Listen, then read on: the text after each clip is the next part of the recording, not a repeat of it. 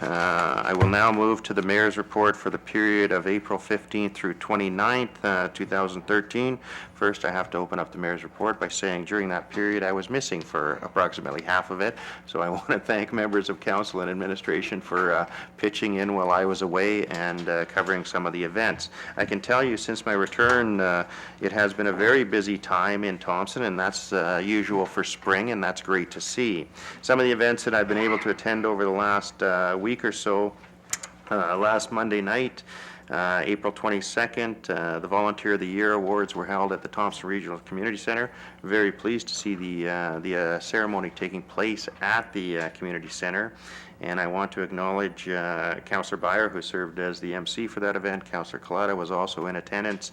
And I was very pleased to acknowledge and thank all the volunteers in this community for the work. Councillor Fensky and Councillor Evenson, I believe you were there as well. And have I missed anyone that was there?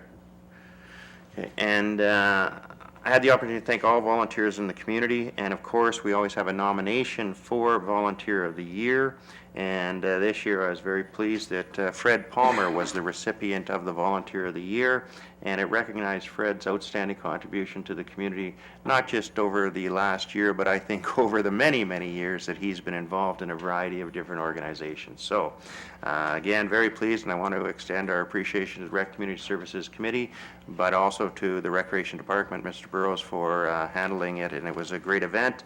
And we did send out letters to volunteers in the community. And just a reminder that if organizations are out there that may not be on our contact list, please let us know through the Rec Department, and we want to ensure that we're acknowledging all volunteers in the community for the effort that they put in.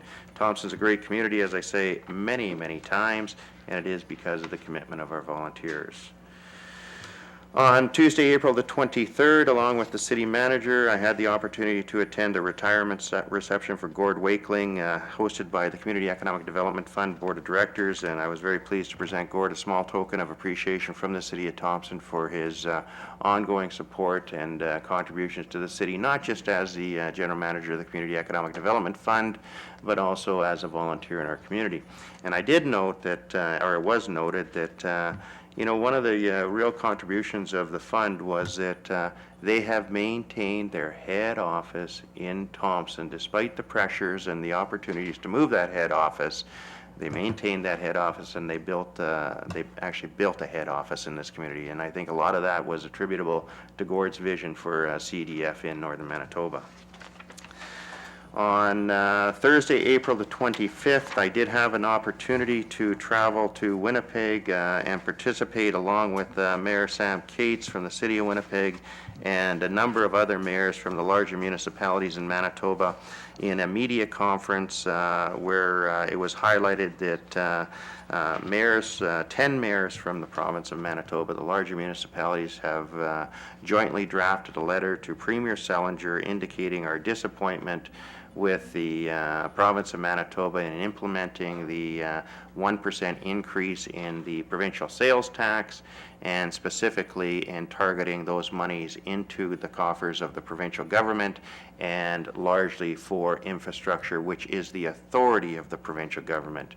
The municipalities were very disappointed and have been advocating hard for the last number of years on having those dollars shared with the municipalities to address the issues in the municipalities. And I want to be clear, I think there's a great deal of confusion. As I understand it, and as was conveyed to me during the briefings, there is no guarantee that those dollars that the province is now adding to its coffers will get back to the municipalities to address the core issues of roads and infrastructure that is in great need. I think the province wisely identified the greatest issue impacting municipalities in the province being infrastructure, but again, we expressed our extreme disappointment in terms of how it's going to be shared. In addition, the letter also called for a reimbursement by the provincial government of all provincial sales tax paid by municipalities in the same manner that the federal government reimburses the GST to municipalities.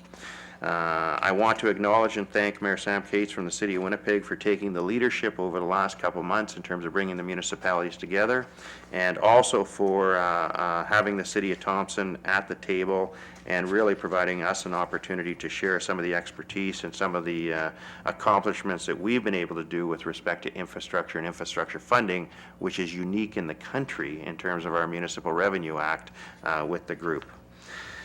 That day I returned to Thompson Thursday afternoon and attended the public hearing of the 2000 financial plan. I want to again, indicated by, I believe, the Chair of Finance, thank all members of Council as well as our administration for the work put into the financial plan. I think at the end of the day, 2.26% increase overall for residents in Thompson is realistic in terms of the times, and I think is a tremendous accomplishment in terms of remaining true to our commitment to reinvest in this community and continue to build this community. All too often in challenging times, the first thought is, let's stop. I think it's the absolute wrong decision. I think that this city right now is paying for some of those decisions that were made many years ago on that basis. And as I say, I never criticize anyone that makes a decision in the past, as if they do it in their environment. But I think Council was wise and made the right decision to continue to invest in this community, and I thank them for their efforts in preparing the financial plan. But I am going to express my extreme disappointment that I believe the public turnout for the financial plan was 4 residents of the City of Thompson. That is not unusual. That's probably the norm. It was well advertised, and it is unfortunate that unless there is a drastic measure or an increase, it just seems that people aren't interested. So, a little disappointed. In saying that, we want to share the story, and I make the offer on behalf of Finance and Admin and Council that Council is available to attend any organizations to make a presentation. I understand we will be making a presentation at the Thompson Chamber of Commerce in the near future, as well as the Rotary Club, and I would make that offer to any other organizations that might want to have us make a presentation regarding the financial plan. Last weekend was a very busy weekend, and it was an exciting weekend for Thompson. On Friday evening, I had the opportunity to extend greetings at the 38th Annual Knights of Columbus. That is just staggering, 38 years. And a tremendous accomplishment. I want to acknowledge the Knights. I want to acknowledge the Lions Club that's involved, as well as many of the other sponsors and participants in the event. Certainly the teachers that are out there volunteering and running the event. I had the opportunity. I know there were some other counselors in the facility during the day. It was loud. It was exciting, and that's what a community center is meant to be. So great event, and it is just absolutely phenomenal. I go back to Minister Chief and after school programs, and to see the elementary schools, every elementary school, engaged in positive activity where they've been training leading up to the event, where they're demonstrating neighborhood pride for their community school and for the community, is absolutely the type of event that we need to support. And I was very pleased that Council decided to provide that facility at no charge. Saturday was also another tremendous event for the City of Thompson, and that was the Relay for Life. And again, I had the opportunity to attend, and it was just absolutely phenomenal to see the numbers of groups. I understand the groups participating was up this year, and a tremendous amount of money was raised. I want to thank and acknowledge all the volunteers for the work that they do, but it's just great to walk around that facility and see the people that are in that building that so often we don't see them in the facility. I had a chance to talk to a number of people, and it truly is an uplifting experience. I know Councillor Collada was present, and it's just a phenomenal event again. And it was conveyed to me the appreciation of the volunteers in Council providing the facility. I also want to add that in light of both those events, kudos to the Rec Department. John, I received a number of compliments for the work of your staff and yourself in terms of getting the facility ready and meeting the needs of the clients while they're in there. That's great to hear. On Sunday, April the 28th, along with Councillor Robinson, I attended the National Day of Mourning service that was held at the United Steelworkers, and I want to acknowledge President Murray Nichiport, President Local 6166, for taking the leadership and hosting that service. It's absolutely staggering. If anyone caught the Winnipeg Free Press on Saturday, there was a full-page ad. 39 Manitobans lost their life last year related to workplace accidents. And here's one for you. 31,000 people were injured on the job. I was extremely pleased to see the turnout. It's growing every year in terms of people attending, as well as other organizations participating. And I think we have to do all we can to continue to work together with the union, the United Steelworkers, with the major corporations to do everything we can. I'm extremely proud in terms of the safe operations program that we offer as a community for our residents, as well as a safe production program, and those are partnerships between United Steelworkers, Valley, City of Thompson. In terms of some of the upcoming events, I want to acknowledge that May is 2 days away, and May is the spring cleanup month. The community cleanup project will be May 11th. We're going to be providing $3 per bag. It'll be at Robin's Donuts from 9 a.m. to 4 p.m. We'll provide gloves, bags, and water. Encourage people to get out. May 10th, the Chamber is coordinating the Business Challenge. Encourage businesses to contact the Chamber, get involved. As well as during the month of May through Public Works, anyone that wants to go out and pick up garbage, $3 a bag we'll offer. Encourage people to get out. I can also advise that we now have our public area attendants on the street doing the cleanup. I have to say I've seen a noted difference in terms of the amount of garbage that's out there this year. It's decreasing every year since the plastic bag came in. I can also advise that the e-waste is going to be up and running from May 4th to October 26th at Public Works, 8 a.m. to 4 p.m., and the compost site is open 24 hours, Monday to Sunday, again at Public Works. In addition, as noted earlier, on May 1st, Annette will be presenting to the Thompson Chamber of Commerce with respect to the downtown strategy, and we'll talk a little bit about the May cleanup. May 15th, Inspector Duff will be appearing at the Chamber of Commerce to speak specifically regarding the RCMP and the downtown cleanup. A couple other things I just want to remind people of. First, with respect to Public Works, we have been hit by a large number of water breaks most recently. And again, it's often, I've been made aware, when the frost is coming out of the ground. Please, and I encourage people to contact Public Works regarding any tips in terms of trying to avoid water breaks. We've had a number of occurrences where people have left town, shut their water off, thinking that was going to save them, and in fact, it freezes the line. So again, Public Works is available to provide some tips. I can advise we had a number of plumbing issues currently facing the city, one of which is preventable, and that is in the Westwood area. We had a number of houses that had backed up sewer over the weekend. When we investigated that and cleared it, we found that it was caused by the disposal of a large number of utility or garage type rags or paper towels, as well as grease. And I want to again encourage people to contact Public Works regarding tips in terms of how to dispose of those types of things. Please don't flush them down our system.